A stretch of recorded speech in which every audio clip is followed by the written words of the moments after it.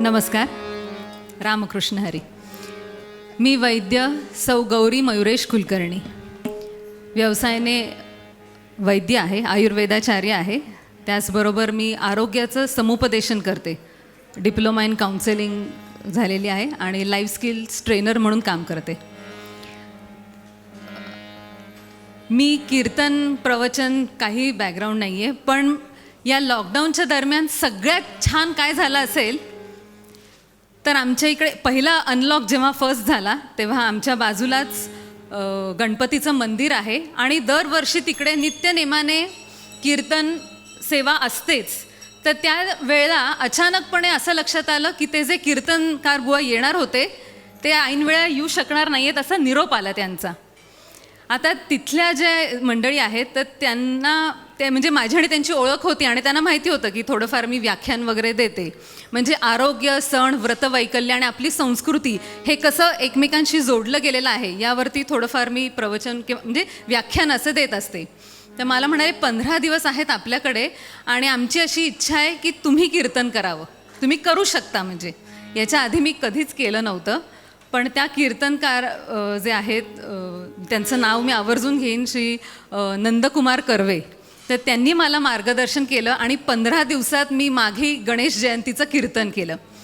त्यानंतर जो काही आनंद मला त्यातून मिळाला, म्हणजे आपल्याला नेमकं काय करायचं आहे. थोडंसं संगीत येतं, थोडंसं बोलते, व्याख्यान वगैरे असे देते. आयुर्वेद आणि अध्यात्म म्हणजे हे दोन्ही एकमेकांशी खूप जोडले गेलेले आहेत. मग माझे म्हणजे गुरु वैद्य श्री सुविनय दामले सर ते नेहमी म्हणतात की आयुर्वेद जर समजायचं असेल ना तर तुम्हाला अध्यात्माची तशी दृष्टी पाहिजे, तरच तुम्हाला आयुर्वेदसुद्धा समजतो. तर हे सगळं कुठेतरी एकत्र आलं आणि मी कीर्तन केल्यानंतरचा तो आनंद मिळाला आणि तेव्हा मी ठरवलं की आपण शिकायचं. आणि हे झालं आणि कीर्तन विश्वाचं लगेच तो ऑनलाईनचा हे आला. मी लगेच ॲडमिशन घेतली. त्यामुळे आधी मी कीर्तन केलं आणि मग शास्त्रशुद्ध आता मी शिकतेय म्हणजे बुवांकडून. श्री गणेशाय नमः. श्री सरस्वत्यै नमः. श्री धन्वन्तरये नमः. वक्रतुंड महाकाय सूर्यकोटि समप्रभ निर्विघ्नं कुरु मे देव सर्वकार्येषु सर्वदा. यो विश्वं विदधाति पाति सततं संहारयत्यञ्जसा सृष्ट्वा दिव्यमहौषधीं च विविधान् दूरीकरोत्यामयान्. बिभ्राणोऽञ्जलिना चकास्ति भुवने पीयूषपूर्णं घटं तं धन्वन्तरिरूपमीशममलं वन्दामहे श्रेयसे. वन्दामहे श्रेयसे. गुरुर्ब्रह्मा गुरुर्विष्णु गुरुर्देवो महेश्वरा. गुरुसाक्षात् परब्रह्म तस्मै श्री गुरवे नमः. जय जय राम कृष्ण हरी. जय जय राम कृष्ण हरी. जय जय राम कृष्ण हरी. नवनीरद सम नवनीत प्रिय. नवनीरद सम नवनीत प्रिय. नवल विनोद विहारी.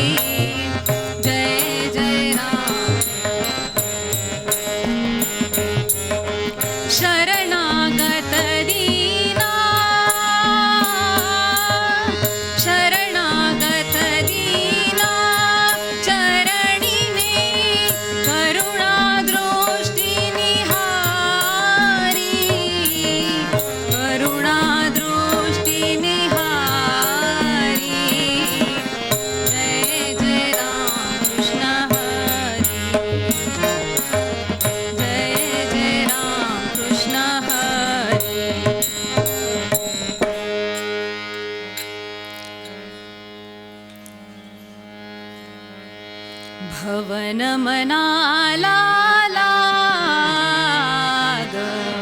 भवन मनाला लाग, नरुचो भवन मनाला,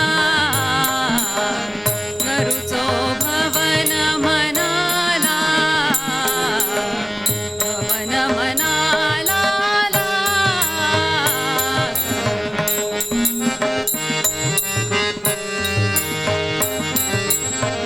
गज्जल नीलये शिरतालागे, गज्जल नीलये शिरतालागे, अति कुशला लाडाग, अति कुशला लाडाग, नरुचो भवन मनाला,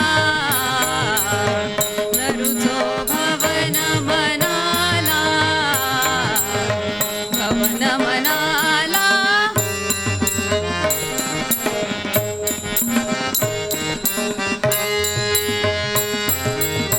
दक्ष अभक्त दुराला व्यसनी, दक्ष अभक्त दुराला व्यसनी, करिताही महापाप, नरुचो भवन मनाला, भवन मनाला लाग.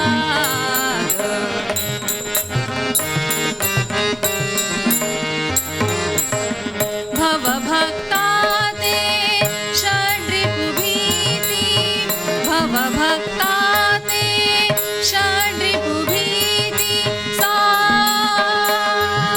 सा सा ग ग प प नि नि सा,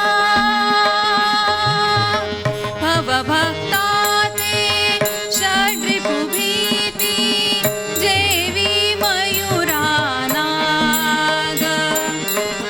नरुचो भवन मनाला, भवन मनाला, भवन मनाला, भवन मनाला ला.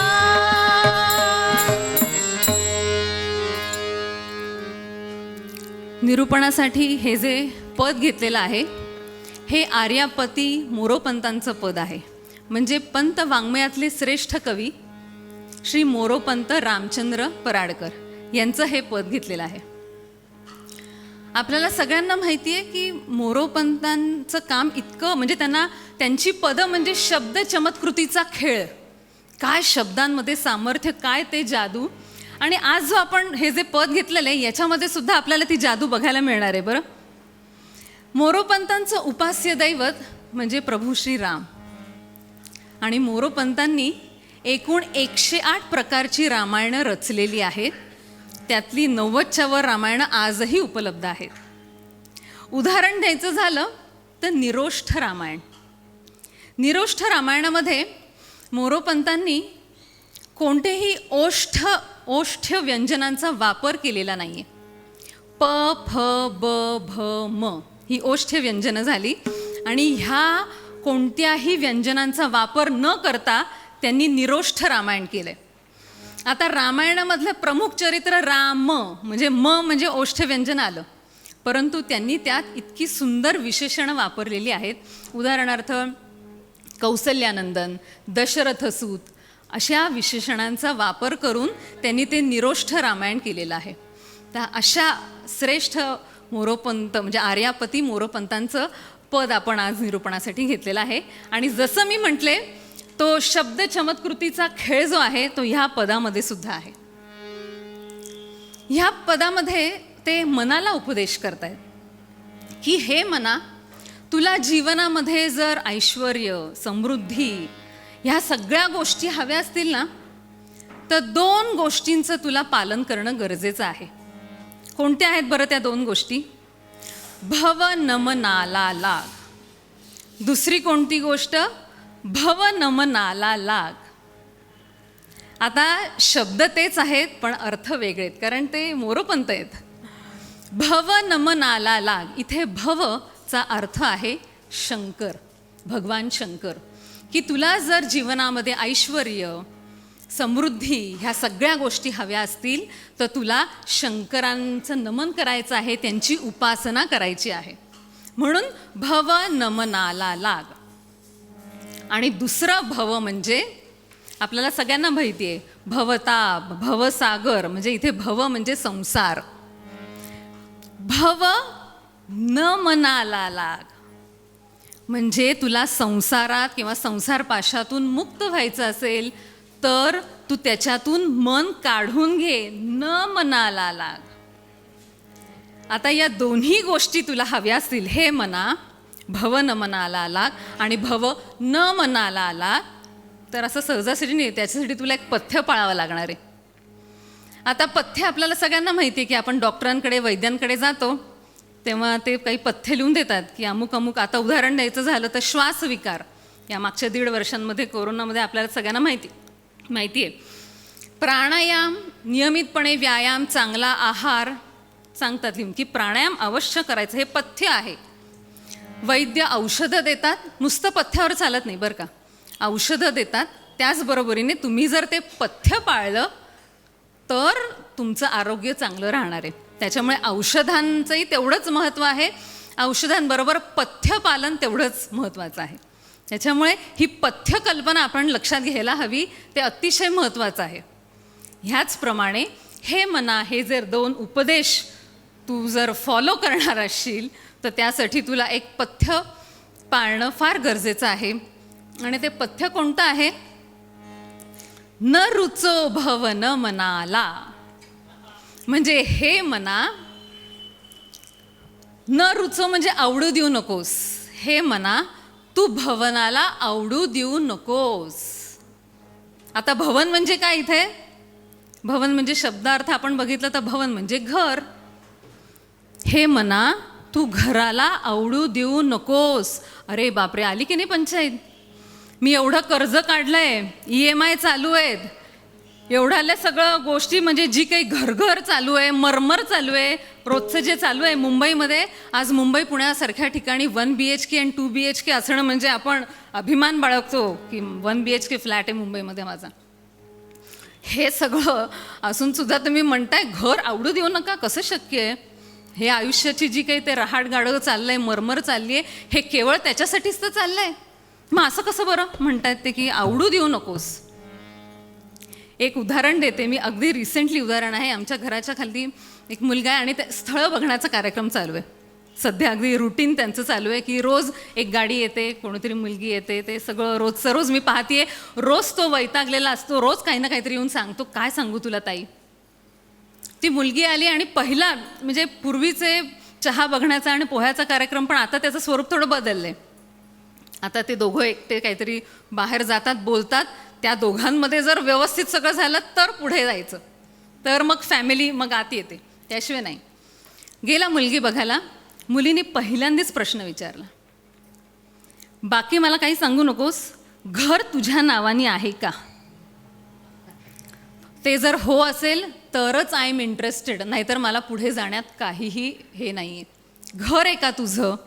म्हणजे बघा काय घराला किंमत आली. आणि इथे हे म्हणतायत न रुचो भवन मनाला, आवडू देऊ नकोस. असं कसं बरं मोरोपंत म्हणतायत? तर इथे मोरोपंतांना सांगायचं आहे, भवन म्हणजे देहरूपी भवन. देहाला त्यांनी भवन म्हटलेलं आहे की तुम्ही जे काय आवडू देऊ नकोस, तर हा जो देह आहे आवडू देऊ नकोस. याचा अर्थ जर आपण खोलामध्ये गेलो निरूपणामध्ये तर कळेल की आसक्त होऊ नकोस. आसक्त म्हणजे काय? कारण आसक्ती झाल्यानंतरची पुढची स्टेप असते अशांतता. आज आपण बघतो की बाहेर समाजामध्ये लोक इतकी आसक्त झालेली असेल. TV जर तुम्ही लावून बघितला, ते मॅक्झिमम ते जे ॲडव्हर्टाइजमेंट बघितले तर सगळे देहावरचेच.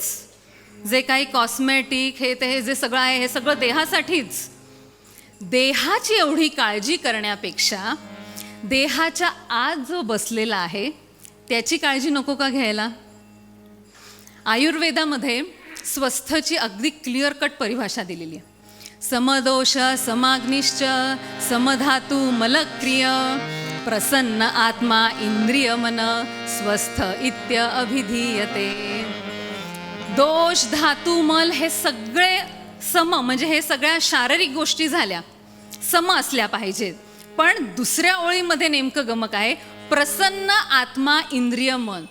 स्वस्थ व्यक्ती कोण आहे? स्वस्थ ज्यांचे दोष, धातू, मल स्वस्थ आहेतच, पण त्याचबरोबरीने आत्मा, मन आणि इंद्रिय हे देखील तिन्ही गोष्टी जर तुमच्या प्रसन्न असतील तरच तुम्ही स्वस्थ आहात. म्हणजे स्वमध्ये स्थित जो आहे त्याला विसरून चालणारच नाही आहे. आणि जो स्वमध्ये स्थित आहे त्याला म्हणजे त्याचं विसर कधी होऊ देत नाही, तोच खरा स्वस्थ. म्हणजे हेल्दी म्हटल्यावरती नुसतं डाएट, आहार आणि विहार करून चालणार नाही, तर प्रसन्न आत्मा, इंद्रिय, मन ह्यांच्यावरती सुद्धा तितकंच लक्ष देणं गरजेचं आहे. आणि म्हणून ते म्हणतात न रुचो भवन मनाला. भैरवीचं एक शेवट हे घेते आणि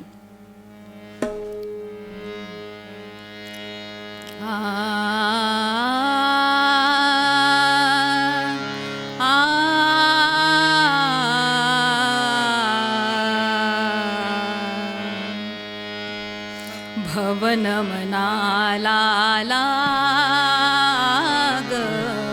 भवन मनाला लाग, न रुचो भवन